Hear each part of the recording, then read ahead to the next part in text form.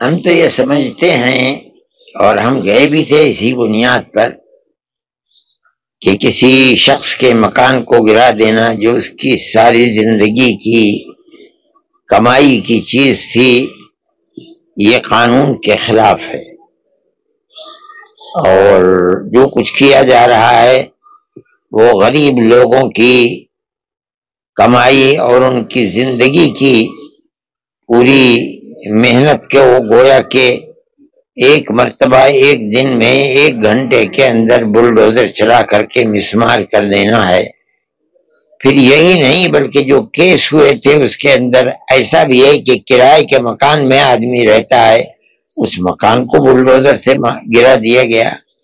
آدمی اس کے اندر ماں بھی ہے، باپ بھی ہے، بھائی بہن بھی ہے، بچے بھی ہیں، بیوی بھی ہیں، اگر ایک آدمی سے کوئی غلطی ہو گئی ان سب کی دنیا کو جہنم بنا دینا، بے سہارا بنا دینا، یہ بلڈوزر کے نتائج تھے۔ اسی بنیاد کے اوپر جمعیت علماء جس طرح مصیبت زدہ لوگوں کے لیے سہارا بنتی چلی آئی ہے اللہ کے قدرت سے، اسی طرح ہم نے اس سلسلے کے اندر آگے بڑھ کر بہتر سے بہتر وکیل کیے تھے۔ اعلیٰ درجے کے سپریم کورٹ کے وکیل تھے جن کو ہم سامنے لے کر کے آئے تھے۔ ہمیں اپنے اللہ کے قدرت اور اس کی عنایت کے اوپر بہت زیادہ فخر ہے، اور ہم دعا کرتے ہیں کہ خدا کرے کورٹ سے اسی طریقے پر غریبوں کی مدد ملتی رہے جس طرح آج ملی ہے۔ ہم بہت خوش ہیں، ہم یہ سمجھتے ہیں کہ کورٹ نے بالکل صحیح موقف اپنایا ہے، اسٹینڈ اپنایا ہے۔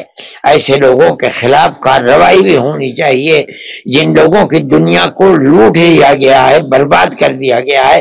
برباد کرنے والوں سے اس پیسے کو وصول کیا جانا چاہیے۔ یہ موقف اگر سپریم کورٹ کا ہے تو ہم سمجھتے ہیں کہ بہت صحیح موقف ہے، اور یہ ہمارا خیال یہ ہے کہ ہم مبارکباد دیتے ہیں ان ججوں کو جنہوں نے لوگوں کے دل کی آہٹ کو سنا ہے، پریشانی کو اپنی پریشانی سمجھی ہے، اور دستور کے مطابق صحیح فیصلہ کیا ہے۔